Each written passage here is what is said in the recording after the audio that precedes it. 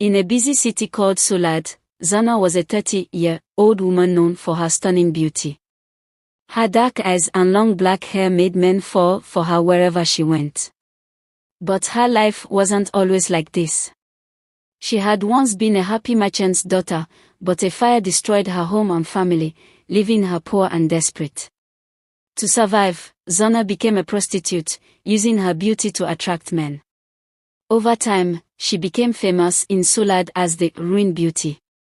One night, Zana was at a fancy bar called the Velvet Lamp. She wore a red dress and a sparkling necklace given to her by a rich sugar daddy named Hamed.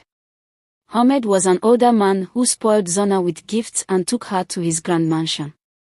But Zana didn't love him, she only stayed with him for his money. One night, Hamed caught Zana sneaking away to meet a young soldier she liked. Angry and heartbroken, Hamed kicked her out of his house. All she had left was the dress on her back and the shame of being abandoned. After leaving Hamed, Zana moved from man to man. She spent time with Jamir, a poor poet who loved her and wrote her poems under the moonlight. But Zana didn't take his love seriously. Later, she met Yusuf, a rich trader who gave her beautiful clothes and took her to secret tea houses. But Yusuf mysteriously disappeared one night, leaving behind a bloody scarf. No matter how many men Zana met, none of them could fill the emptiness inside her. Her beauty kept drawing men to her, but love always slipped away. One night, Zana traveled to a quiet village far from the city. There, she met a mysterious man named Oza. He had piercing green eyes and a voice that charmed her instantly. Oza invited her to his strange, luxurious house deep in the forest. The house was filled with snake decorations and glowing green lights. Oza promised Zana wealth and comfort. Desperate for a new start, she followed him. That night, they drank wine together, and Zana gave in to his charm.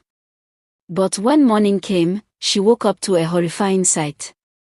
Oza's body began to change, his arms turned into scales, and his eyes glowed like a snake's. Oza wasn't a man, he was a snake demon in disguise. Oza transformed into a giant serpent and told Zana, "Your beauty has ruined many lives. You used men for your greed, so now you'll be cursed forever. You will remain beautiful, but no one will ever love you again." Then, Oza bit her neck, and everything went dark. When Zana woke up, she realized her curse: any man who touched her would turn to stone. Though she was still beautiful, she was doomed to live alone, forever desired but untouchable. Zana became a wanderer, hiding her face with a black veil. Men still chased after her, but the moment they touched her, they turned into stone statues. Zana lived in isolation, haunted by the memories of all the men she had used and lost. One stormy night, she returned to the city of Solad. The bar where she once walked, the Velvet Lamp, was now abandoned and broken. She stood in front of its ruins and cried for the life she had lost. When lightning flashed, she saw her reflection in a broken window. Her face was still beautiful, but her glowing eyes reminded her of the curse. In despair, Zana climbed the tallest tower in Solad and jumped. Her body disappeared, but her sorrowful cries can still be heard during storms, echoing through the city. Thank you for watching.